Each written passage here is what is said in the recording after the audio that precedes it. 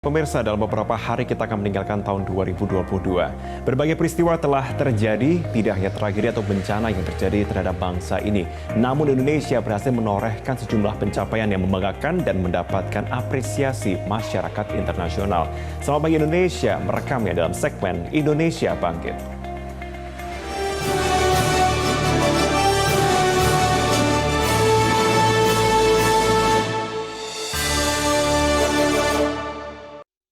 Tahun 2022, Indonesia menampakkan ketangguhan dalam menghadapi berbagai tantangan ekonomi. Saat negara-negara di dunia berjuang bangkit kembali dari keterpurukan ekonomi akibat pandemi, agresi militer Rusia ke Ukraina, Indonesia bertahan dengan pertumbuhan ekonomi di atas 5% hingga kesepakatan pertemuan negara G20 yang berdampak pada ekonomi Indonesia. Dan berikut kita simak capaian ekonomi Indonesia di sepanjang tahun 2022.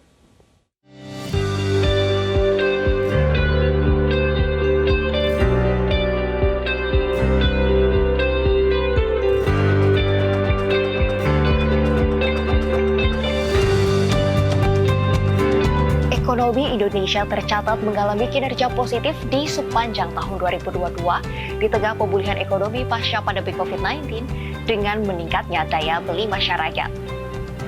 Berdasarkan data Badan Pusat Statistik BPS, Indonesia sukses mencatatkan pertumbuhan ekonomi di atas 5% setidaknya dalam 3 kuartal berturut-turut. Ada 5 faktor penopang pertumbuhan ekonomi nasional. Menurut lapangan usaha, sektor transportasi dan pergudangan tumbuh sebesar 25,8% di triwulan ketiga tahun 2022. Sektor perdagangan dan reparasi sebesar 5,35%, industri pengolahan 4,8%, pertambangan dan penggalian 3,2%, dan pertanian tumbuh 1,65%.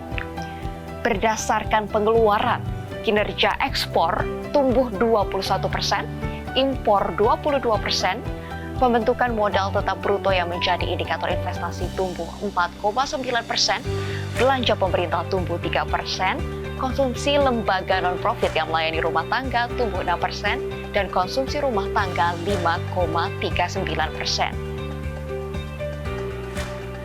Perekonomian Indonesia pada triwulan ketiga tahun 2022 mengalami peningkatan di seluruh provinsi, dengan Provinsi Pulau Jawa memberikan kontribusi terbesar terhadap ekonomi Indonesia sebesar 56,3%. Data Kementerian Keuangan, Indonesia menjalankan beragam strategi guna mengendalikan pertumbuhan ekonomi di Indonesia di sepanjang tahun 2022, di antaranya mengendalikan pandemi COVID-19, peningkatan realisasi belanja negara, khususnya akselerasi program vaksinasi, keberlanjutan program perlindungan sosial, serta pelaksanaan layanan publik pemerintah.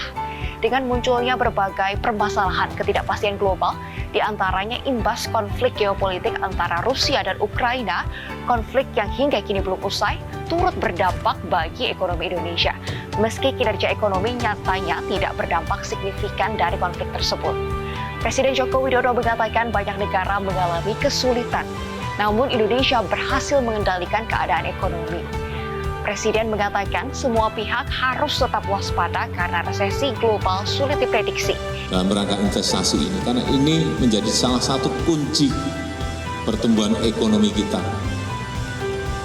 Kenapa kita di kuartal ketiga ini bisa tumbuh 5,72, salah satunya terdukung oleh investasi yang masih tumbuh dengan baik. Menurut ekonom Bima Yudhistira, konsumsi rumah tangga menjadi salah satu faktor paling dominan hingga ekonomi Indonesia dapat bertumbuh. Tapi ketika pandeminya sudah mulai reda, kita melihat pinjaman di segmen mikro itu tumbuhnya 137% secara tahunan. Kemudian UKM secara umum itu pertumbuhan kreditnya 17%. Ini salah satu juga kunci penyelamatan ekonomi Indonesia yang bertumpu pada UKM. Konferensi tingkat tinggi KTT G20 yang terlaksana tanggal 15 dan 16 November 2022 lalu telah membawa sejumlah kesepakatan ekonomi. Sejumlah negara pun tercatat memiliki komitmen untuk berinvestasi di Indonesia. Berikut 10 kesepakatan ekonomi dan hasil investasi dari KTT G20. Yang pertama, dana pandemi atau Pandemic Fund, yang mana dana yang terkumpul di bawah presidensi kepemimpinan Indonesia 1,5 miliar dolar atau sekitar 21 triliun rupiah. Yang kedua, G20 juga telah membentuk Energy Transition Mechanism Country Platform di Indonesia. Ketiga, pembentukan Resilience and Sustainability Trust oleh IMF yang sudah mencapai 81 miliar dolar. Keempat, peluncuran Bali Compendium, sebuah kerjasama dengan United Nations Conference on Trade and Development sebagai panduan berinvestasi. Kelima, pemerintah Indonesia resmi meluncurkan Global Blended Finance Alliance atau Aliansi Keuangan Campuran Global. Keenam, Bank Indonesia menandatangani MOU dengan 4 bank sentral ASEAN. Ketujuh, Amerika Serikat resmi berinvestasi di Indonesia senilai 38,8 triliun rupiah. Amerika Serikat dan Indonesia juga sepakat meluncurkan program Millennium Challenge Corporation senilai 698 juta dolar. Kedelapan, Kementerian Investasi menandatangani MOU dengan produsen Ternary Prosecutor. Selanjutnya, Jepang dan Inggris berminat untuk berpartisipasi dalam proyek pengembangan angkutan massal perkotaan MRT Jakarta. Terakhir, Indonesia dan Turki menjalin kesepakatan bilateral terkait dengan produksi bus listrik di dalam negeri dan pembangunan jalan tol Trans Sumatera.